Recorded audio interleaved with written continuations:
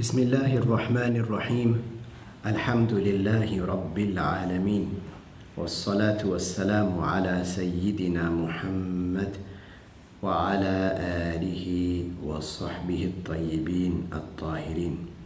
We ask Allah Tabaraka wa Ta'ala to grant us the sincere intentions. In the series of the stories of the prophets, we reached the point of speaking about Prophet Musa alayhi salam.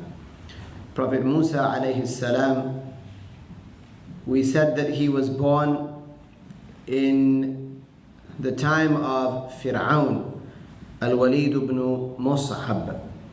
And it was at a time where Fir'aun had ordered the people to kill off all of the newborn babies from Bani Israel.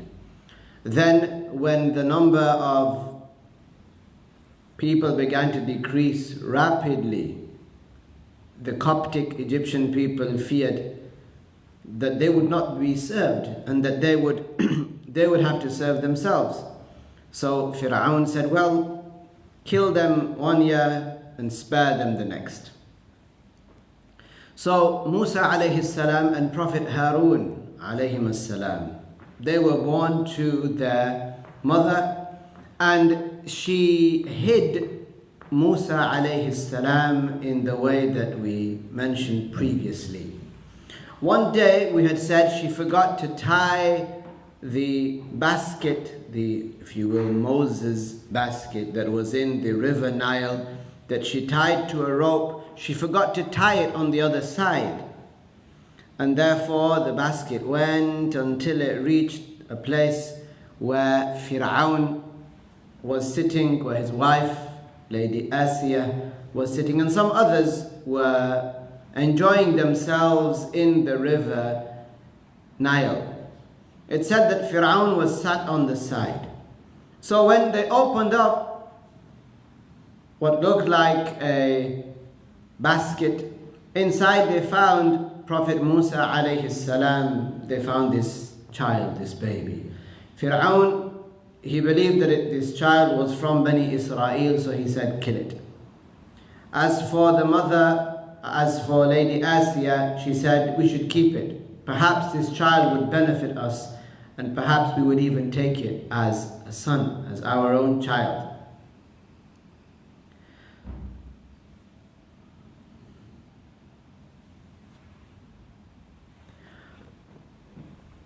And that's because she was a kind-hearted woman who, of course, we know, embraced Islam. She was a woman who, despite living with Fir'aun, she had goodness in her heart. So they took him into the palace. So Allah revealed in the Quran how Musa alayhi salam's actual mother felt. She didn't know what had happened to her child. As far as she knew, that the basket, it went downstream and she had lost her child forever. So her heart longed for Musa alayhi salam. But Allah Tabaraka wa Ta'ala granted her great strength.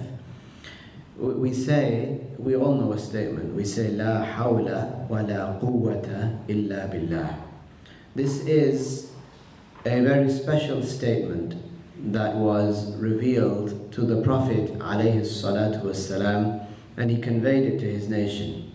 It means that whatever good that we do, we're only able to do it because Allah created that within us. Only Allah. We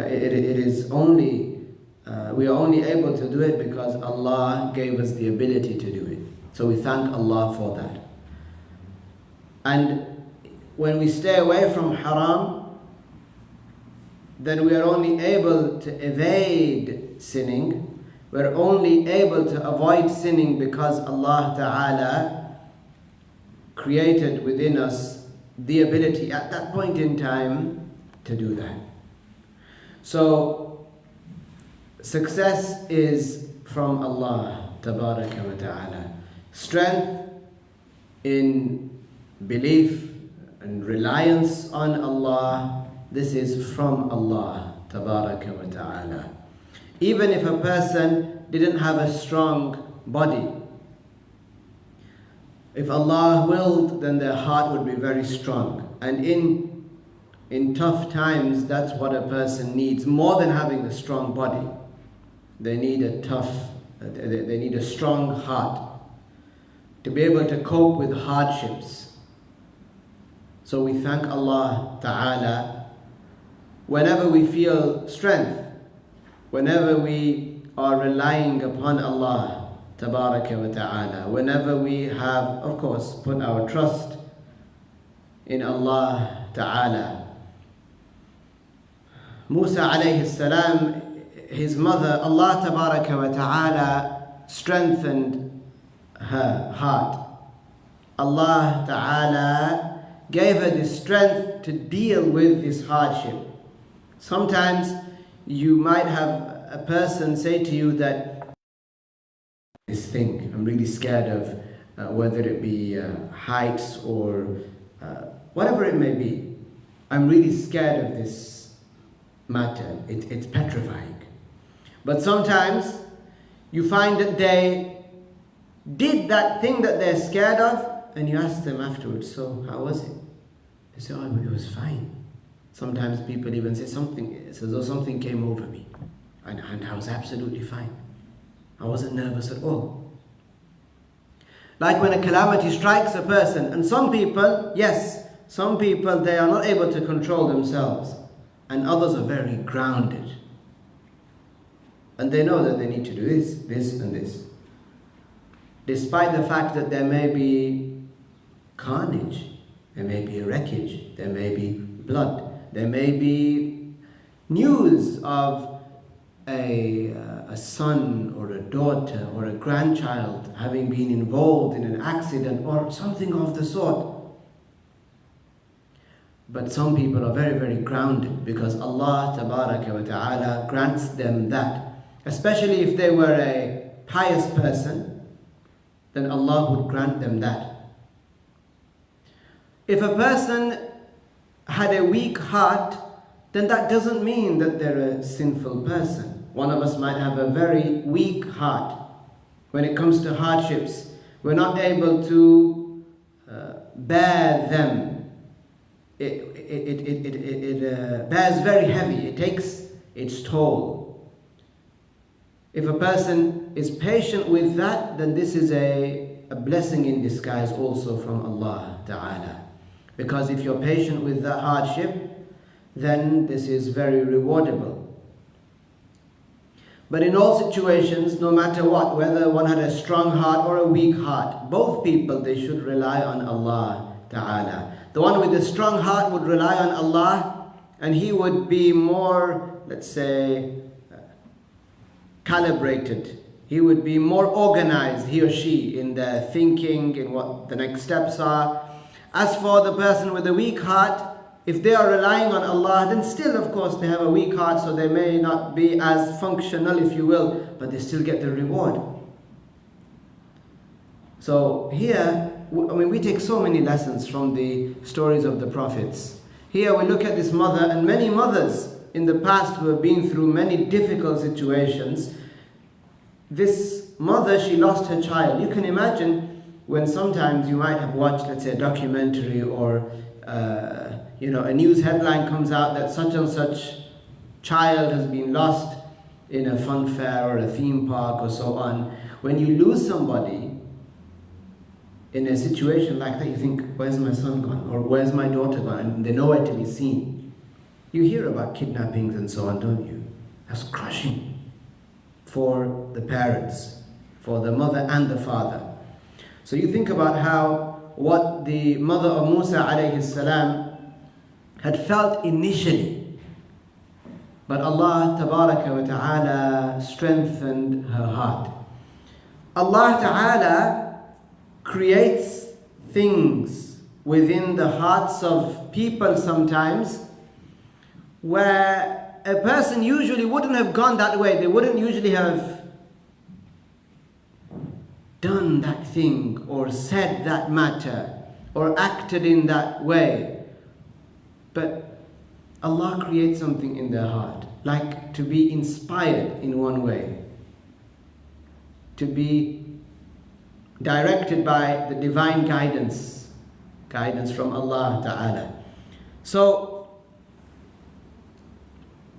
Musa alayhi salam had a sister.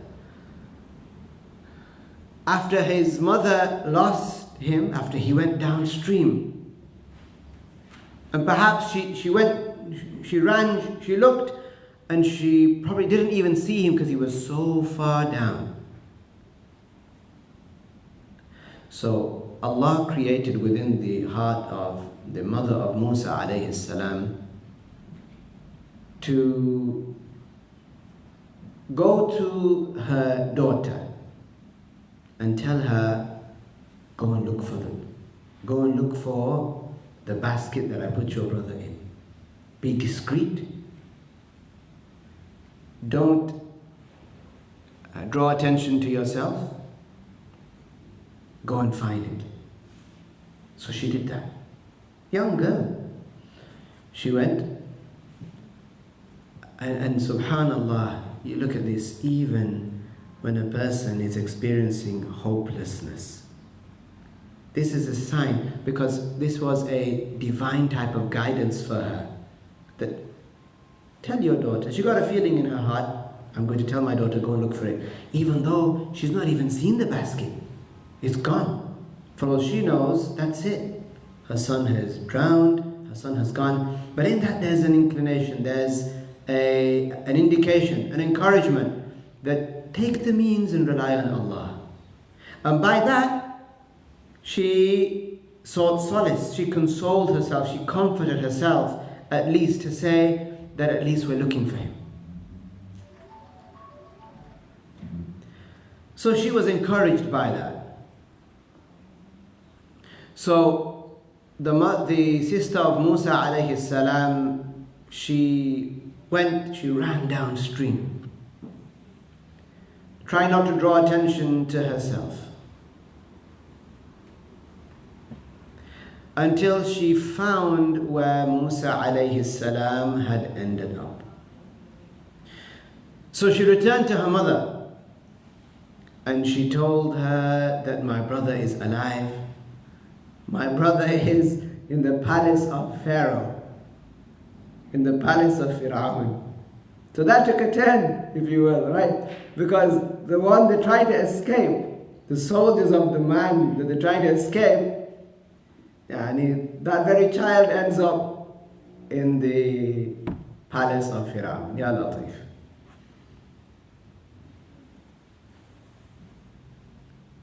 The wife of Fir'aun, Lady Asiya, radiyallahu anha, she couldn't have children.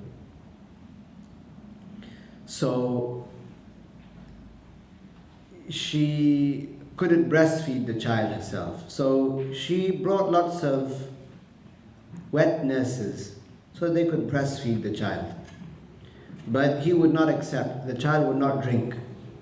He wouldn't drink from this child, he wouldn't drink from this woman, nor from this woman, nor from that woman, and nor from that woman, and nor from that woman.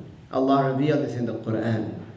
وَحَرَّمْنَا, Allah revealed, what means that Allah did not will for Musa alayhi salam to accept the milk of any of those women. Al-maradi', the women that do al-irda', to breastfeed.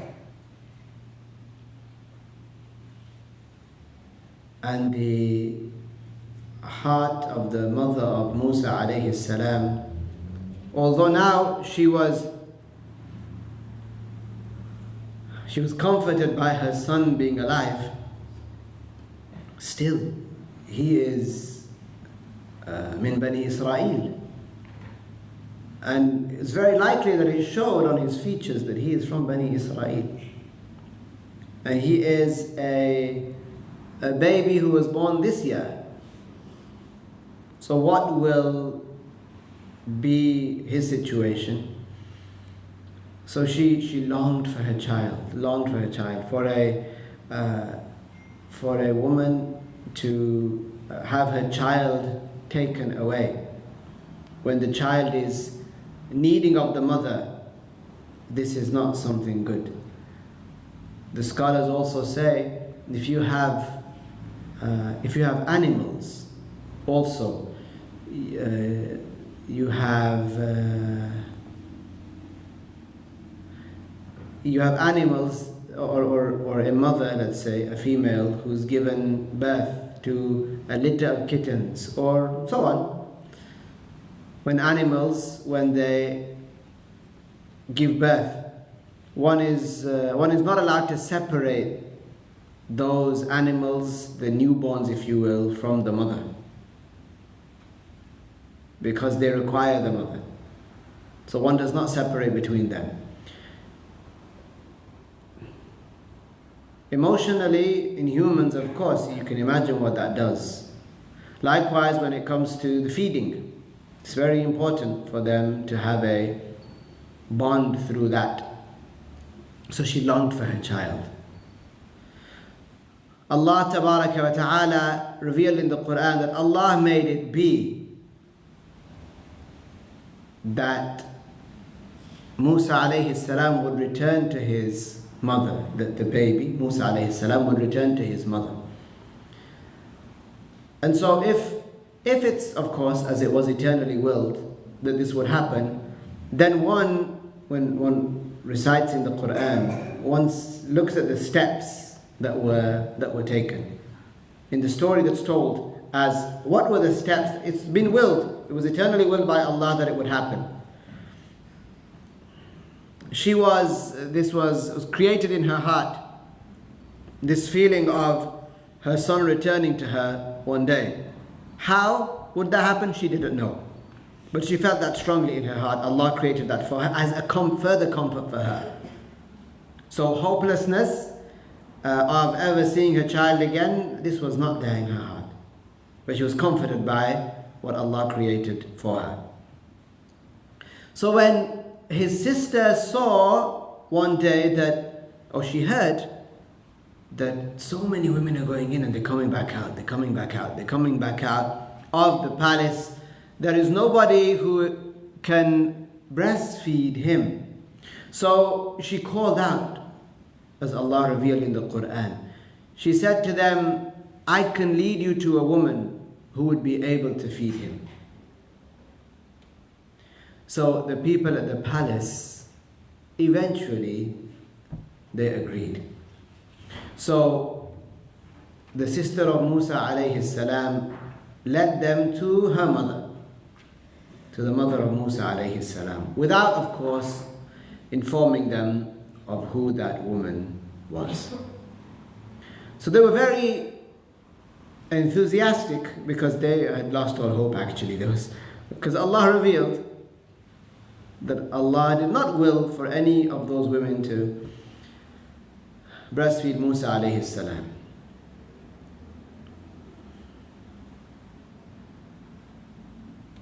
So when Lady Asiya, when she heard of this matter, that there is a woman that it is said she's outside the palace, let's take Musa alayhi salam to her. Then immediately when she tried to feed him, immediately Musa alayhi salam began to feed. Immediately. And this is the bond between a mother and a child. So the mother of Musa alayhi salam, she knew who this was, of course. His sister knew who this was, of course, but the other people did not. So Allah revealed in the Quran, in addressing Musa alayhi salam, رَجَعْنَاكَ إِلَىٰ أُمِّكَ, and it is Allah who returned you to your mother. And this delighted his mother very much. Some of the scholars, they said that the name of the mother of Musa alayhi salam was Yuhanith. Yuhanith. Allahu A'lam. Some scholars mention that. So the people then started to call Musa alayhi salam, the son of Pharaoh. And he would regularly go back and forth. Or rather, his mother would come to the palace to feed Musa alayhi salam regularly. Because Lady Asiya was so pleased that finally he's drinking, he's feeding. That was a load off her mind. And she said to the mother of Musa alayhi salam that we will provide everything that your household needs. Just come, please feed him. And so she did so. So they started to call him the son of Pharaoh.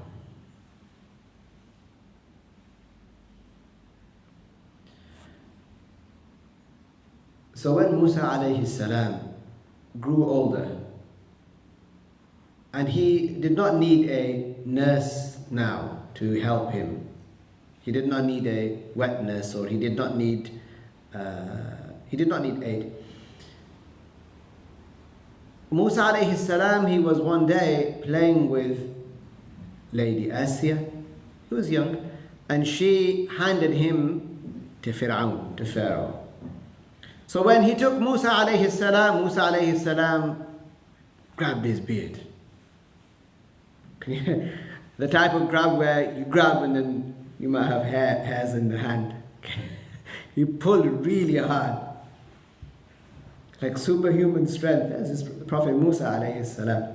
Allah Ta'ala creates blessings within the chosen people. So Musa alayhi salam grabbed the beard of Pharaoh and he pulled out some of the hairs. And Pharaoh was an idiot. Like really, he was insolent. He was an imbecile. He was an absolute idiot. Emotionally, he was a bit like a baby. He would get angry really quickly. So he stood up and said, "We must kill this child."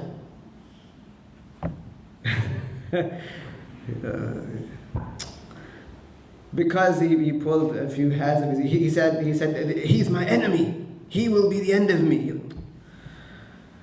So people said, Lady Asiya said to him, "No, don't be silly. What are you talking about?" Like, a wife might say to her husband, "Well, what are you on about? He's a child." Like if someone says he's plotting against me. No, he's a child. So Lady Asiya, she started to soothe Pharaoh by saying that he's young, he doesn't understand what he's doing. But Fir'aun remained angry. Can you imagine? Like a brat. Anyway, so, and this is said, Allah knows best exactly how this occurred. But they wanted to show Fir'aun that Musa alayhi salam was just a child and not understanding what's happening. So they brought something, they brought a date and a burning coal, and to show that Musa alayhi salam, he's young, he's a child, and children don't differentiate. Anyway, the burning coal, it ended up on the tongue of Musa alayhi salam.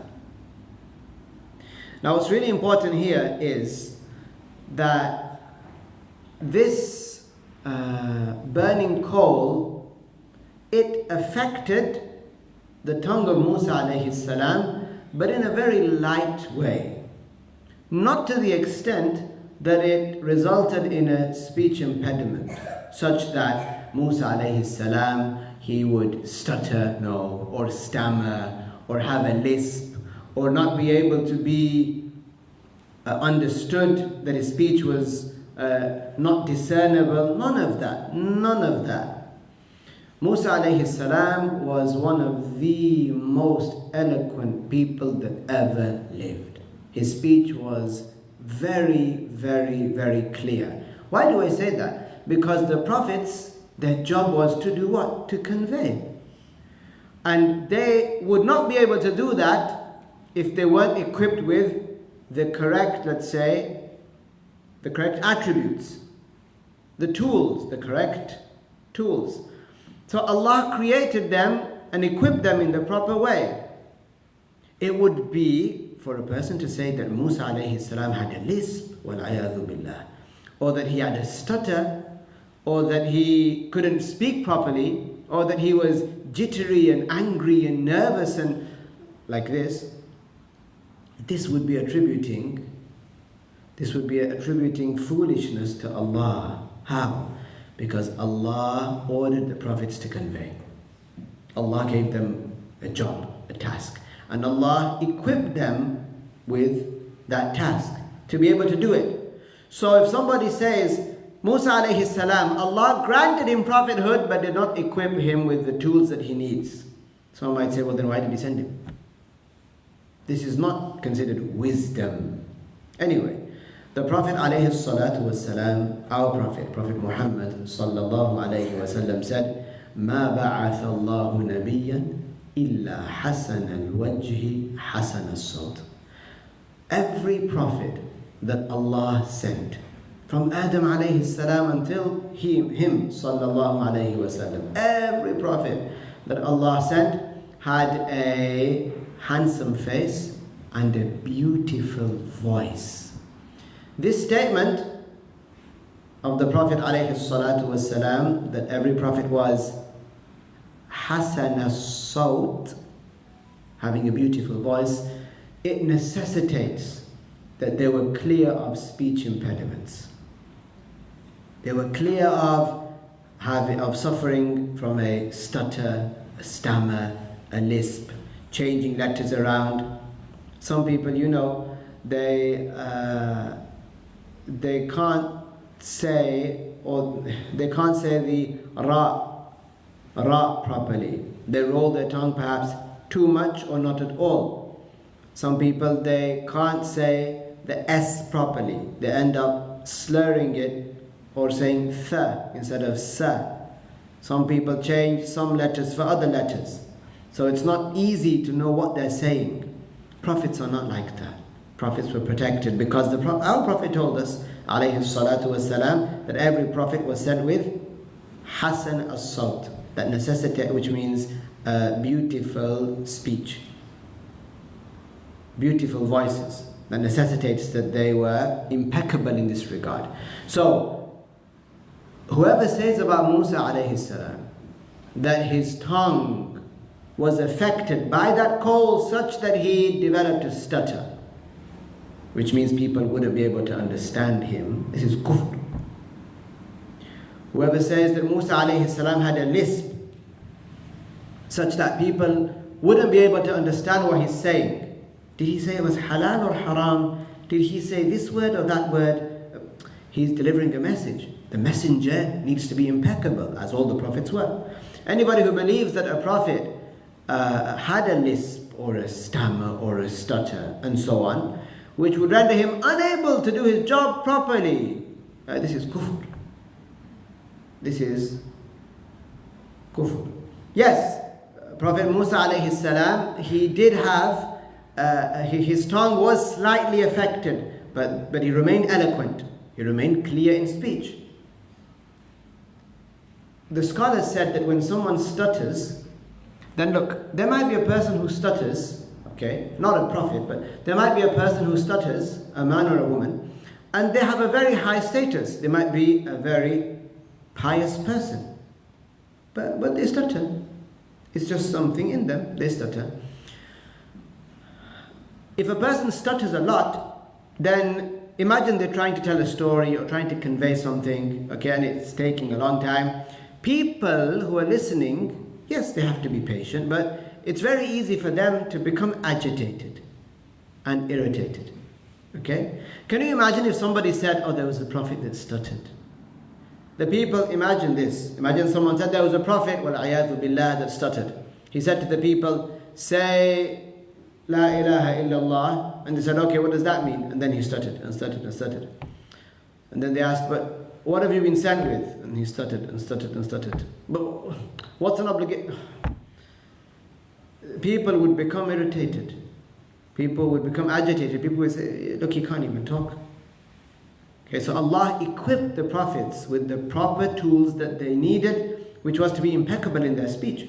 That's why even the prophets, they don't have slip of the tongue. Their tongues don't slip when they want to say we might want to say something, but something else comes out, right? And we say, oh, I didn't mean that, I meant the other thing. That doesn't happen to prophets because they were clear in their speech. So it is true that the tongue of Musa alayhi salam, it was affected a little. There was a light heaviness in his tongue. A light heaviness in his tongue. That's why Musa alayhi salam made the dua, وَاحْلُلْ عُقْدَةً مِّن لِسَانِي يَفْقَهُ قَوْلِي, which means, if taken literally, it means, Ya Allah,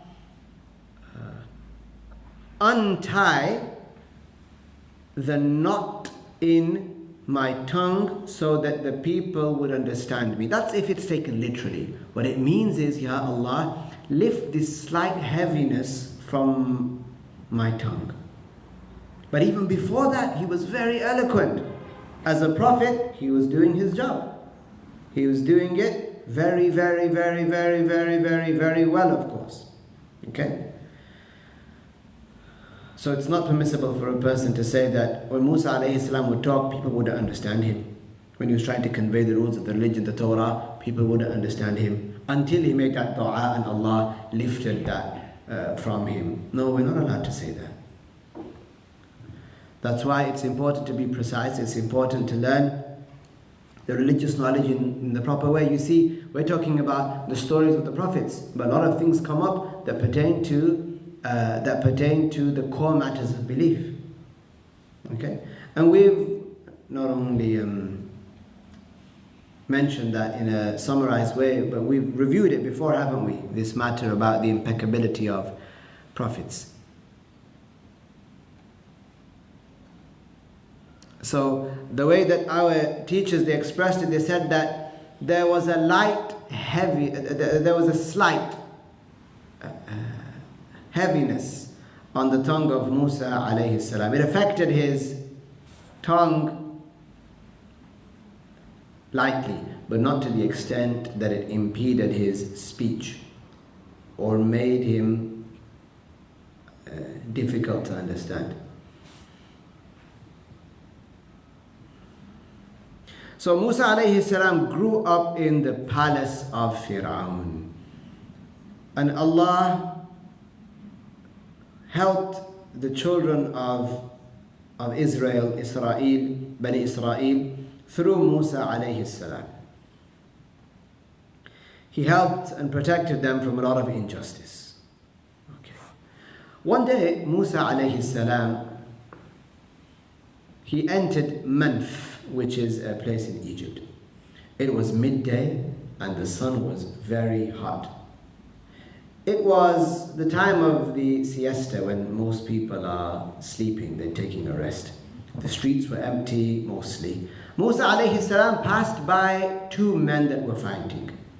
One of them was from Bani Israel, so in the eyes of the people a slave, and one of them was from the people of Pharaoh, the followers of Pharaoh. So the Israeli, so this person who was from Bani Israel, he sought help from Musa alayhi salam.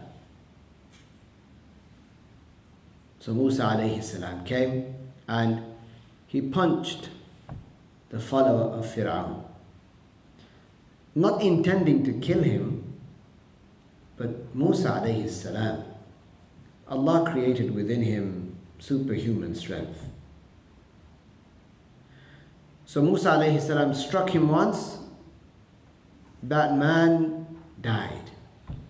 You sometimes see people get hit once and they crash out onto the floor for a good 2 or 3 minutes. Now this person, he crashed onto the floor, and in the end, so this person died. And it was a surprise even to Musa alayhi salam.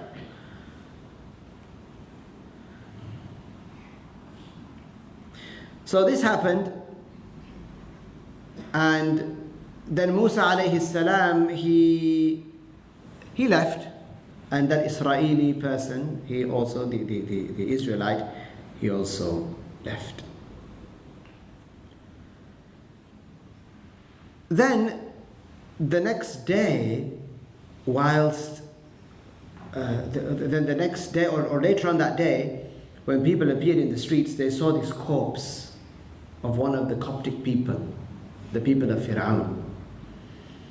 And remember, they considered themselves the higher part of society. So when one of them died, it was a big thing.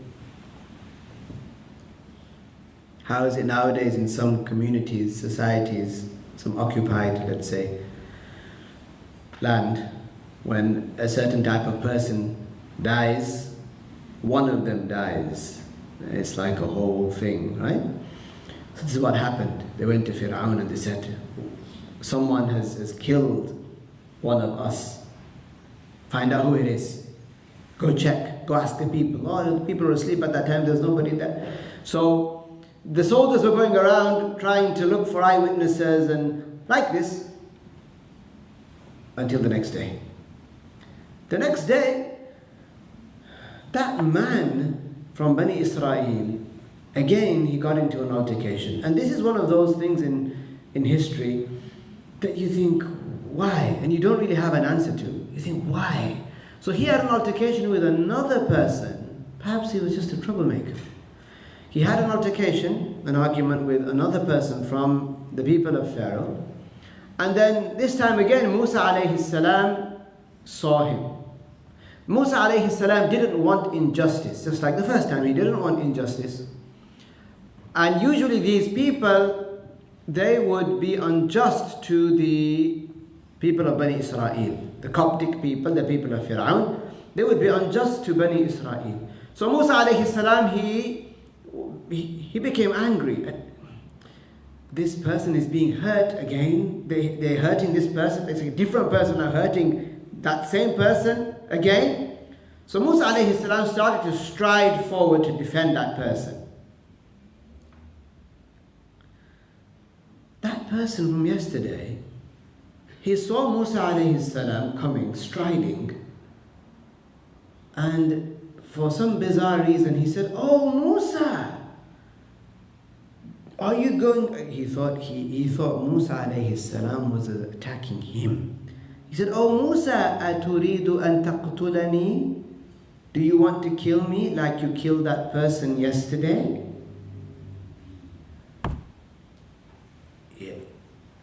Just no words. Why would someone say that? And the streets are full, everybody's there, and he's coming to save you, and you say, "Oh Musa, do you want to kill me like you killed that person yesterday?" Like I said, sometimes things in your life, even things happen sometimes, and you just think, I've got no words for this.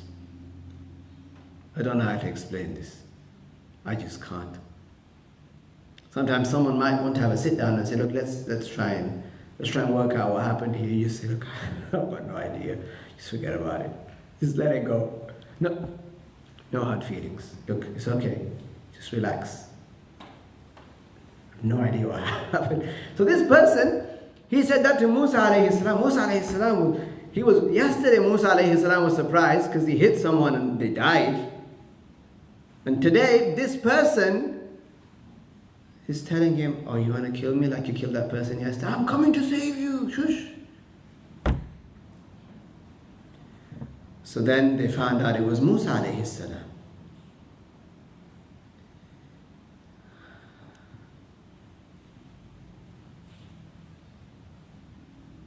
So the news spread. Fir'aun said, "Bring him to me." This is someone who is considered his son. He never really liked Musa alayhi salam, though, did he? And Musa is a grown man now, alayhi salam. So when the news of what happened the day before reached Pharaoh, he ordered Musa to be brought to him. He ordered for his killing, actually. A wise person came to Musa alayhi salam and he told him, "Leave Egypt. And do not follow the normal routes out of Egypt, but leave Egypt." So Musa alayhi salam, he believed that they were going to kill him. So So Musa alayhi salam left Egypt. He left Egypt. Okay? And we are going to stop there when it comes to the story of Musa alayhi salam. For now, this week, inshallah. But we're going to continue now with the prayer, if you recall. Okay? So we're going to look at the disliked matters. Now when we say disliked matters, when it comes to the prayer, it means matters that if you do them, your reward is lessened. The reward in the prayer becomes less. Okay? So one of the disliked matters is to fidget. To fidget in the prayer, it is disliked. If you're a man and you fidget with the beard, so you've got one hand here, you're reciting, the other hand is just like this.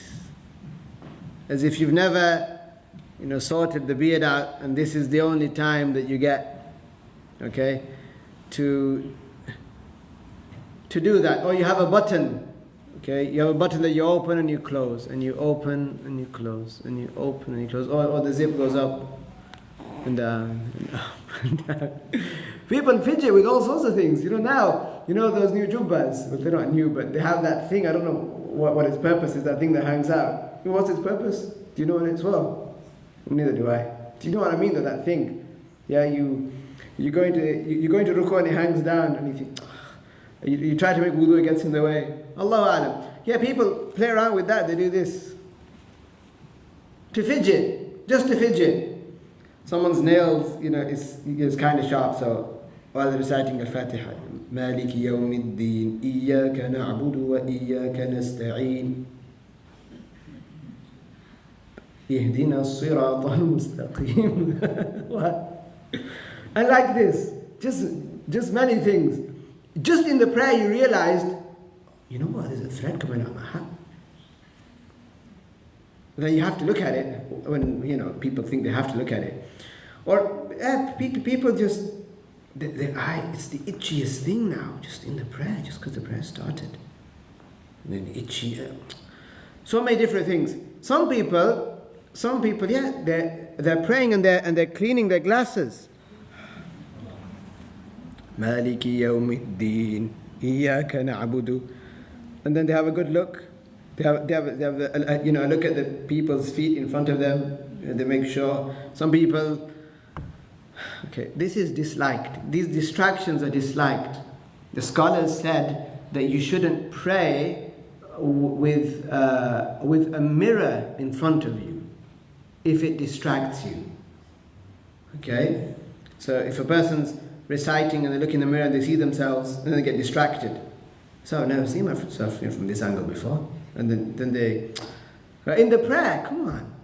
So things that distract a person in the prayer, like fidgeting, playing around with things such as one's beard or clothing while praying. This is disliked. This is disliked, okay? It lessens the reward because a person's not concentrating. Okay. To turn one's head to the left and to the right, we're not talking about the salam, okay? When a person stands, their eyes should be on the where they're going to perform sajda. So a person shouldn't move their head to the left and to the right while they're praying. But that's also not an excuse because sometimes, I remember, we once told some of the children, look, don't move your head in the prayer. What are you doing? Don't move your head in the prayer. Your head should be like this. So then they did it. So they took it literally. So they kept the head like this and they were looking around like this with their eyes. What's he doing? What socks is he wearing? Like all sorts. And I've seen,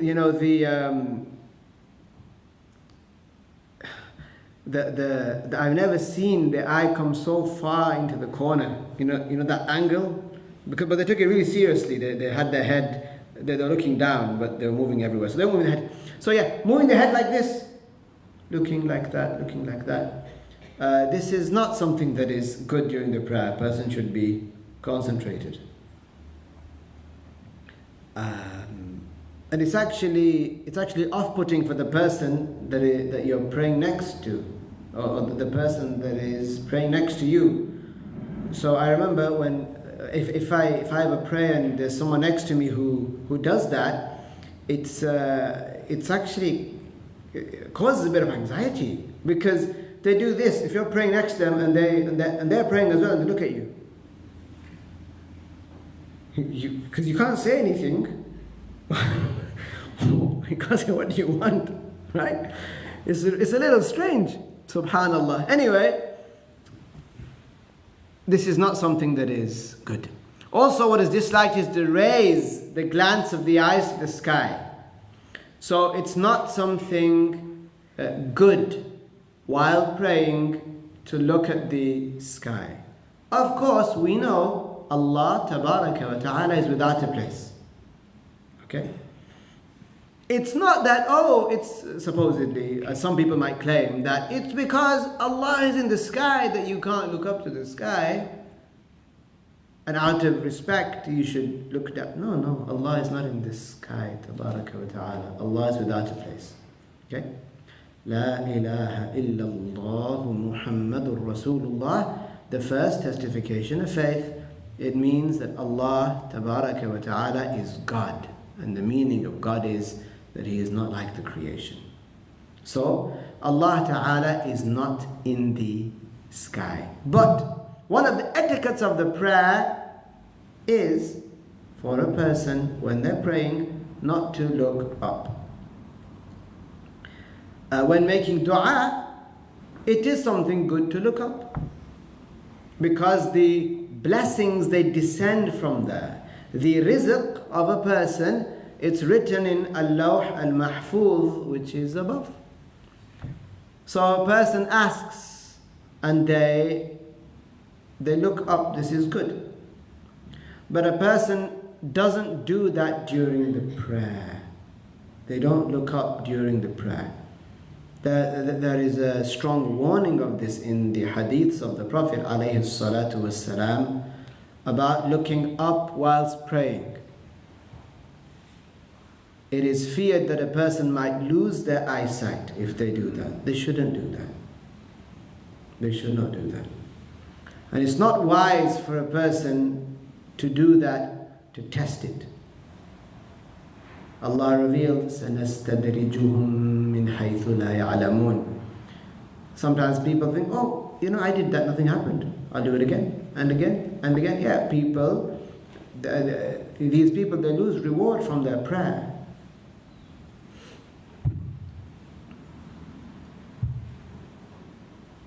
Also, it's disliked for a person to pray while they need to pass urine or pass wind or go to the bathroom. So if a person is desperate to go to the bathroom and they haven't started the prayer yet, it's not good for them to hold it in. How long does wudu take? 3 minutes, 2 minutes, 4 minutes? Go to the bathroom, and after that, make wudu, be relaxed and pray while you're relaxed. As for if a person prays while they're holding it in, do you think they're going to be thinking about the meaning of Al-Fatiha? Maliki Yawmiddin. Allah is the owner of the Day of Judgment. Do you think they're going to be thinking about the meanings of Al-Fatiha? They're going to be thinking about, okay, when I go into ruku', I need to be very careful. When I go into sajda, I need to move slowly. When I get back up, I mustn't strain that much because I really need to go. And that person, where is their concentration? That's why the scholar said that mudafa'atul khabathain, if a person is desperate to go to the bathroom or to break wind, then they go first. And they don't pray in that situation. They lose a lot of reward. A lot of reward. Some scholars said there's no reward in the prayer if a person does this. Yeah, a person might think, oh, but yeah, it's just, I only have 2 rak'ahs left. I only have such and such left. And then if I have to go and... No, go and make wudu and then pray the prayer while you're relaxed.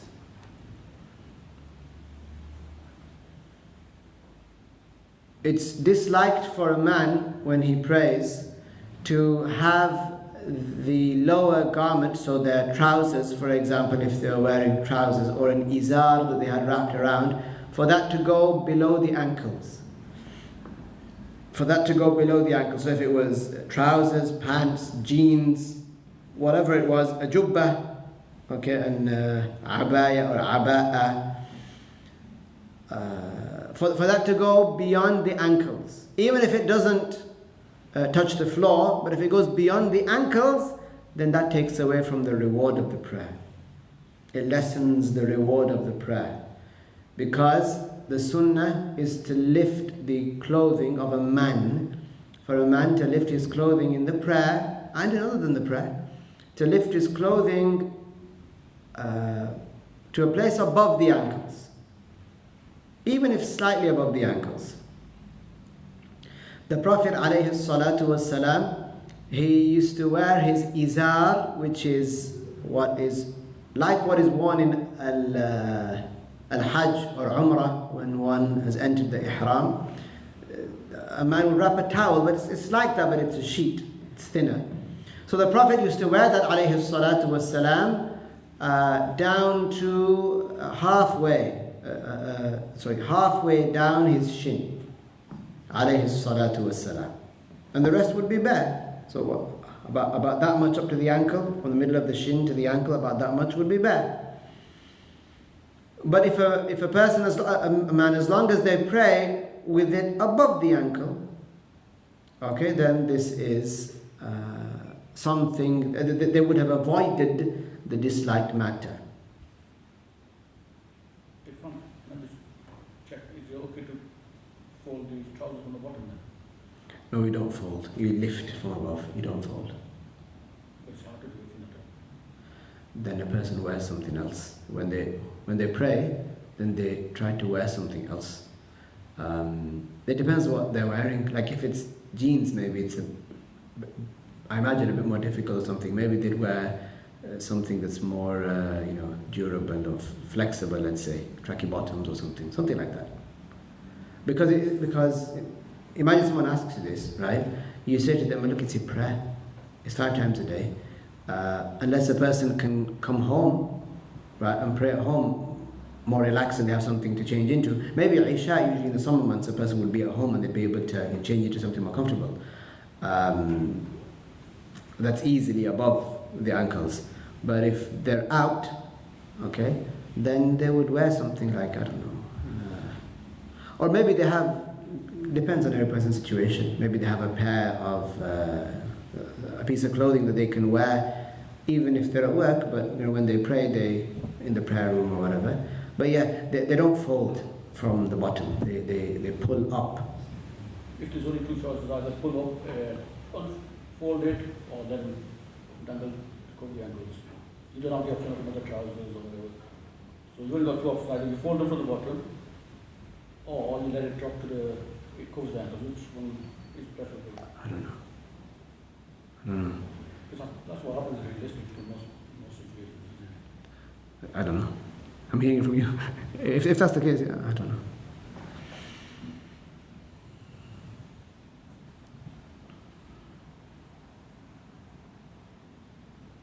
Is it disliked with a sin or disliked? It takes away from the reward. Allah knows best.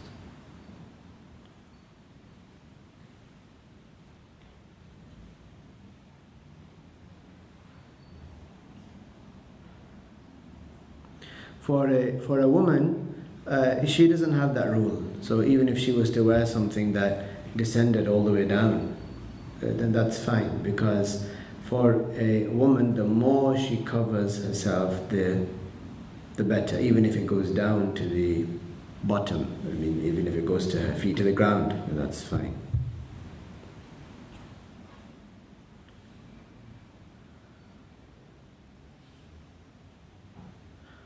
Also a person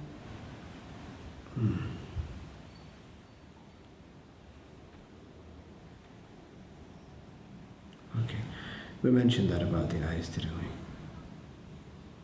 Okay, and by that we come to the end of the disliked matters, some of the disliked matters within the prayer.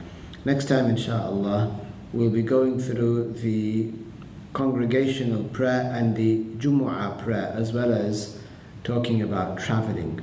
Inshallah ta'ala, we'll go into some detail about that because it's needed. Inshallah. Okay. We'll stop here then. We'll say La ilaha illallah and as-salah ala nabi. La ilaha illallah. Allahumma salli ala Sayyidina Muhammad wa ala alihi wa sahbihi wa sallim.